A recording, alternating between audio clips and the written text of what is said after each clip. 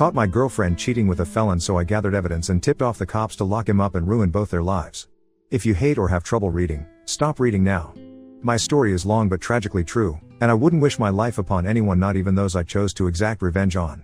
I will have to accept and reveal a few things about myself that I'd rather not and am not proud of. I was 19 when my father was diagnosed with pancreatic cancer. Things were very challenging. With my mom working 9 to 9, I took the job of caring for him. After a long 4-year battle with cancer, he passed away after a triple bypass surgery. My dad's passing completely changed my mom. I tried to be strong for her and me. These were indeed dark times, and they changed me completely. I didn't focus in school, and my grades slipped. I also had to work an after-school job to support my mom cause she was a wreck. Something changed inside of me. I had lived a somewhat sheltered life due to regularly attending church and church activities. When my father passed, if I wanted to go to college, I would have to pay for it out of pocket. I did not qualify for any loans. With everything at home and the constant demand for extra cash, my shit job paid me a minimum wage that got us nowhere. A friend introduced me to drugs. He told me if I needed the extra cash, I could come work for him and his buddies. They were drug dealers, and eventually, I started to deliver coke for them. After some months of pushing coke, I raised enough money. I finished high school with enough money to fund college. I was several years into college. I never bought flashy clothes or threw money around to impress anyone. I kept as low a profile as I could, and I finished my BA degree in 3 years due to having plenty of free time. I initially wanted to be a lawyer, but I had known far too many corrupt cops and officials pushing coke. I did study law but had no goal of ever passing the bar because I wanted to become and eventually became a paralegal. I reacquainted with a high school classmate named Rita in college. We were close in high school. I discovered she and I had both had crushes on each other back in the day, but we were both too shy to say anything to each other without going into too many irrelevant details. Suffice it to say, Rita and I became friends. Best friends even. We fell head over heels in love and were planning a future together. Both of our previous relationships had been total failures, mine in particular. It had left me feeling completely dead inside, as if I was incapable of loving. It had been years since I had dated on purpose. My previous ex, I will call Becky, had done cold and heartless things to cause our breakup. I was good to her, saving her from an abusive relationship, never abusing her, and teaching her that no human deserves to be used. But she left me broken and in shambles. Finding Rita gave me hope, but it also made me recognize that every relationship before her had failed me. Rita was the love of my life. We were meant to be together. We took it slowly at first. 2 years passed, and I opened more and more to her. I told her about what had happened with Becky, my dad, and all. She sympathized with me, and she was very empathic. We started sleeping together and eventually became a couple. She seemed to appreciate that I actually listened, spoke honestly, and was protective of her. She said she loved me, and I admitted I loved her. I never told her how I'd paid for college or the things I'd seen or done. She didn't need to know. I was afraid it'd ruin things with her. We loved each other and already had plans to start a family. A few months later, disaster struck. My mother had a terrible accident. She was crushed by a large shelving unit.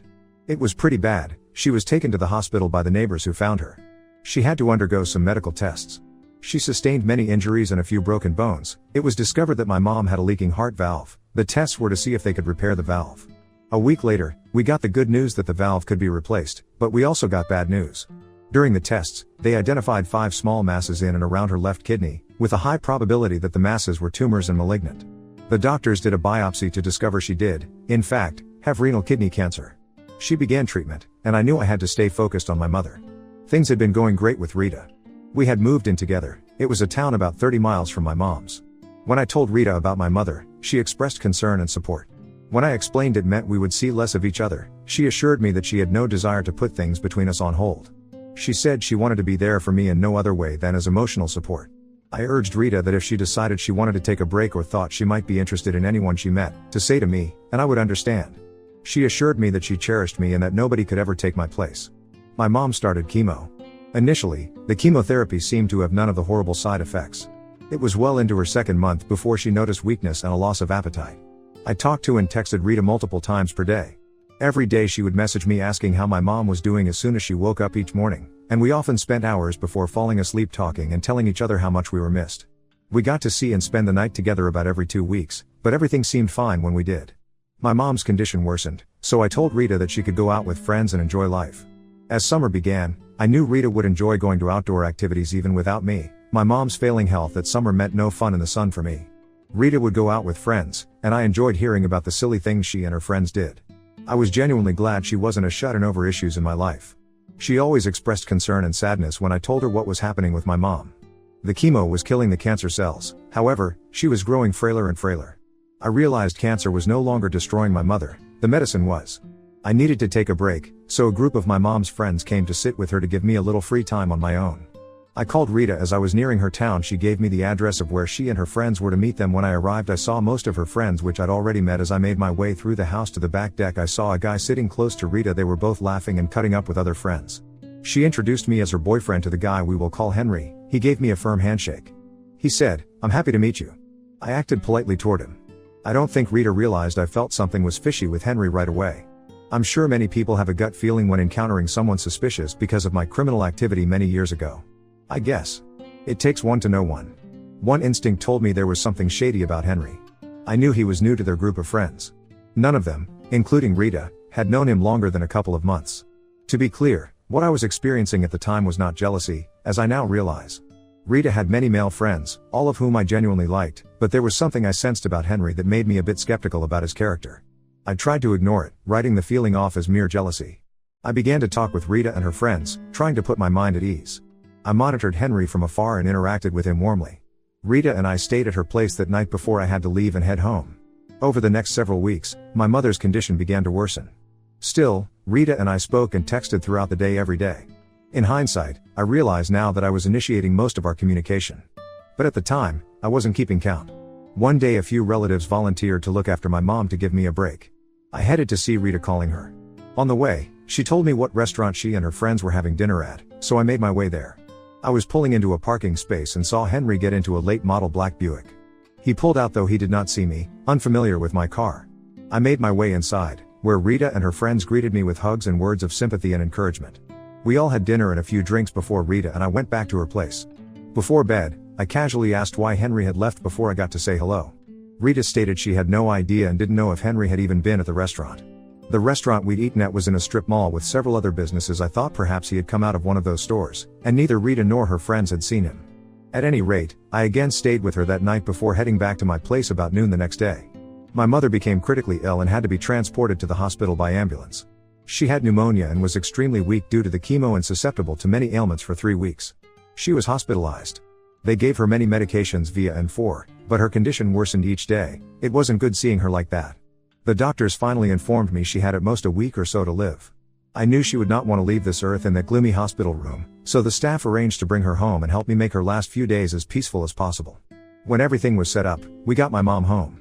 Though extremely weak, she was glad to see her house and familiar settings once again. We both knew she didn't have much longer to live. While she was afraid, she told me she wanted me to be strong for her and also told me she was ready to go and see my dad once again after so long.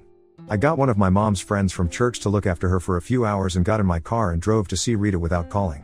I hadn't called because I was crying hard. Watching my mom suffer was overwhelming. I wouldn't have been able to speak when I arrived because of my mother's impending death. At the time, I knew Rita would know what to say to comfort me. I got to Rita's house. I saw a black Buick parked behind her car. I didn't think anything of it as I was focused on soon losing my dear mother. I used the key she had given me to enter the kitchen as we always did. I heard music playing as soon as the door opened, but I didn't think much of it because I didn't see anyone in the living room or on the back porch as I walked down the hallway toward her bedroom and heard noises coming from inside. I paused, then I reached for the door handle. I stopped. I realized the sounds I heard were sexual. My heart sank even further as I pulled back my hand, not wanting to draw attention. But slowly, I put my hand on the lock and opened the door a creak. I stopped in my tracks as I saw them completely naked, going at it, hammer and thong. Unaware of my presence. Honestly, my first instinct was to run full speed and headbutt him square on his nose. But I knew I had to stay out of trouble for my mother's sake and my job, so I slowly backed away. Shaking with anger, I went out of the house through the back into my car. I wasn't seen. I just sat there in my car, the weight of everything caving in.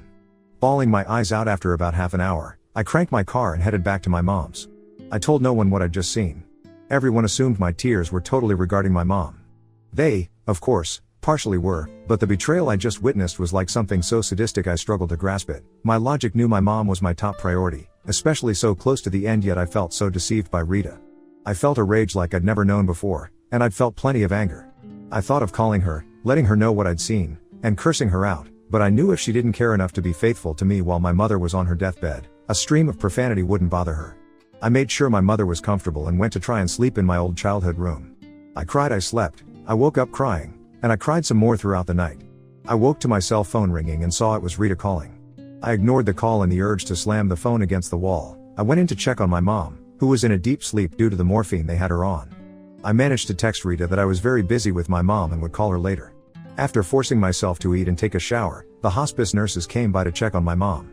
After checking her vital signs, they informed me that my mother would die within 48 hours. I thanked them and walked out into the backyard, trying not to lose my mind totally with all that had happened and was about to happen. I managed to text Rita and told her my mother's condition was about the same. I didn't want to see her, I didn't want to talk to her, and I didn't want her showing up. I owed it to my mom to do everything I could to ensure her last moments were as peaceful as I could the next evening. Just before 6 p.m., my mother took her last breath with me by her side, holding her hand as her life expired. The next 3 days, I was in meetings with her pastor and making final touches on the church and burial service, but I could not for the life of me get the images of Rita and Henry having sex right in front of me. The more I thought about it, the angrier I got. I was mad at Rita, furious, but remembering how Henry had been so overly friendly toward me made my blood boil even more. If they hadn't already been intimate when I first met him, or they were soon about to. That made me want to know just exactly who the son of A was. I paid a pie to run background checks on Henry. I'd sensed from the moment I met him he was bad news. I was actually angry at myself for ignoring my gut instincts. The PL, a friend from the firm I worked for, got back to me after a week with a file on Henry. There were mugshots of Henry from many years before. I was once arrested and have done some despicable things in my life. I've known people who have done horrible things intentionally and under the influence of various drugs and substances. Still, Henry had a long rap sheet for various crimes, several DWIs, reckless driving, and receiving stolen goods. Breaking and entering, drug arrests were listed as I moved down through his record, and the arrests got more atrocious. I discovered Henry had been out of prison on early probation for approximately 2 years after serving 10 years when I saw the charges included the sexual exploitation of a minor and a host of other sexual offenses. I admit I was disgusted Rita had betrayed me, which hurt enough the knowledge she may have risked me to God only knew what diseases that Felon had gotten as a sex predator and then eventually in prison made me feel physically ill. I doubted Rita had any idea who she was involved with behind my back. She had a naive, trusting nature that had given her issues before but never like that. I had no doubt anyone who knew of Henry's record would have considered him a vile creature. He should never have been let out of prison, but I had my mom's funeral to focus on and had to pull myself together. By the time her funeral was over and everyone had left, I was exhausted and mentally spent as I put my head on the pillow to try and sleep. Rita called, not knowing my mom had passed or that I knew what she had been up to. She'd been texting and calling much less in the days before my discovery, and after I answered the phone and tried my best to sound as glad to hear from her as I could, I didn't let on anything had changed with my mom's status nor that I knew about her and Henry or what I knew about Henry. The first let her do most of the talking and internalized every word I knew to be a lie as if I totally believed her and appreciated her false sympathy when she claimed she missed me as we said goodbye. I lied and told her the same, but in all honesty at that moment if she dropped dead I would not have cared in the least. I had a few weeks off from work with bereavement. I knew things with Rita were over and done with. But part of me couldn't help but struggle with how cruelly she had treated me, intentionally or not. I was glad to know the truth about her and will before any further lies and betrayal could occur, but I felt what both of them had done to me at a time when I was struggling to keep it together was just flat out wrong. I wanted revenge. I wanted to destroy both of their lives and yet never let either know I had any part of it. I called my Human Resources department and filled out the necessary FMLA Family Medical Leave Act paperwork to stay out longer than my given 2 weeks. I honestly had no reason to worry about getting fired, but I took the legal route and had enough to pay my bills for half a year or more if necessary. I needed to have my revenge on Henry. It was quite easy, as he was on parole and a felon. Even a minor charge would get him sent back to prison to finish his original sentence, but I didn't want him to just have to finish out his original sentence. I wanted new charges that would bring him so much time behind bars he'd never see freedom again. I'd met his parole officer on many occasions, and she knew me well enough that if I had called, she would have investigated Henry's felons. With a record like that, I knew he'd have difficulties gaining employment. If he had a job, I had my doubts he was gainfully employed, in something legal, to be able to afford a new Buick and insurance. I parked down the street from Rita's in a car she would not be familiar with. I saw Henry's Buick in her driveway. I sat in silence and waited. It was around 2 a.m. when I heard him start his engine before pulling off from her driveway. I casually followed him, not wanting him to suspect he was being followed. It was time I did some digging of my own. Maintaining a reasonable distance, I followed the signal to a cruddy-looking house in a below-average part of Rita's town. His car was parked, and he'd already gone inside. I wrote down the license plate number and parked down the street. I slept several hours in view of his house. After seeing no activity, I slept. At about 8 a.m. in the morning, I got out of the car and bought some breakfast. Throughout the day, it was easy to tell whether Henry had a large group of friends who saw no reason to stay and talk for long, or he was dealing with a highly addictive substance such as cocaine, heroin, or meth. After a few hours, many customers returned for more of the narcotics obvious he was selling, and I took photos of each car that stopped by along with some video. I went back each day at about the same time to document the continuing activity. I also observed each night at about 6 p.m. When I knew Rita was getting off work, he would leave. I trailed him each night to see him meet Rita at a restaurant or go straight to her house. I had major doubts she'd ever been to his house, at least not that house. I had enough evidence to turn in to the local police, but I decided to document his activities one more day as I knew he hadn't been out to get more drugs to sell that last day. I staked out his house around 3 p.m. People stopped coming by, which was unusual. I sat and observed when about 30 minutes later a large black Cadillac Escalade pulled into his driveway. I had usually seen no more than one person get out of a vehicle to go into Will's house. This time I observed 3 large males exit the vehicle and open the back door to escort a middle-aged man inside. They stayed in Henry's house for over 2 hours, which absolutely nobody had been doing. I was fairly certain the middle-aged man was his source for the drugs he was selling. I drove by taking a picture of the Escalade license tag at home. I downloaded the photos and video I'd taken of Henry's activity to my computer.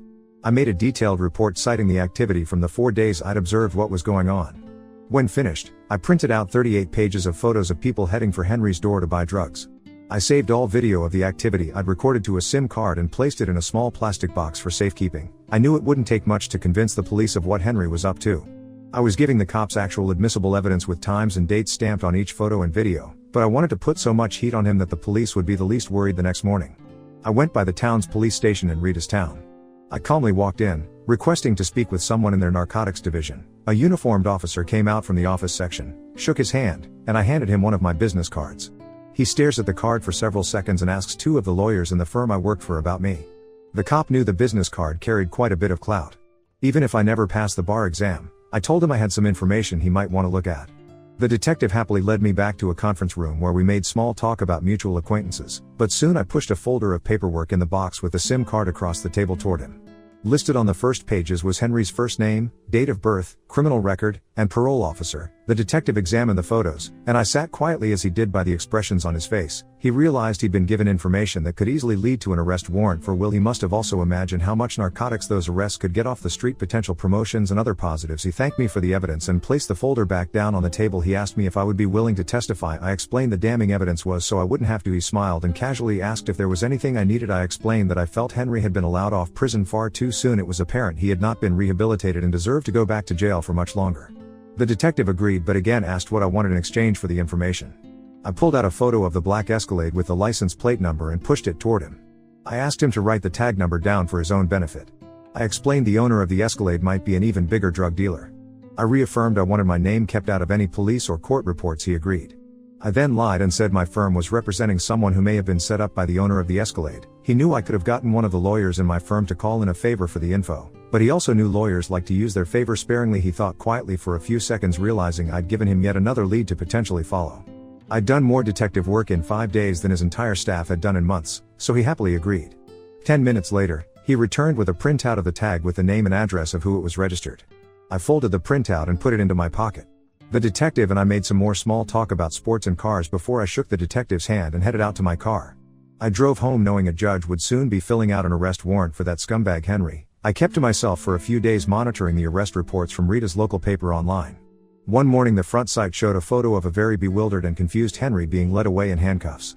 As long as nobody had made any stupid errors to get him off on a technicality, he'd be finishing out his original time plus many additional years. There was always the possibility he might get a good lawyer to reduce the charges or find some loophole to get him off scot-free. I couldn't and wouldn't let that happen. I hadn't been driving for 10 minutes when my phone rang. The caller ID let me know it was Rita calling. When I answered, I tried to act surprised and happy to see her without even a friendly greeting. She asked how I couldn't have let her know my mother had passed away. She'd seen the obituary in my city's newspaper.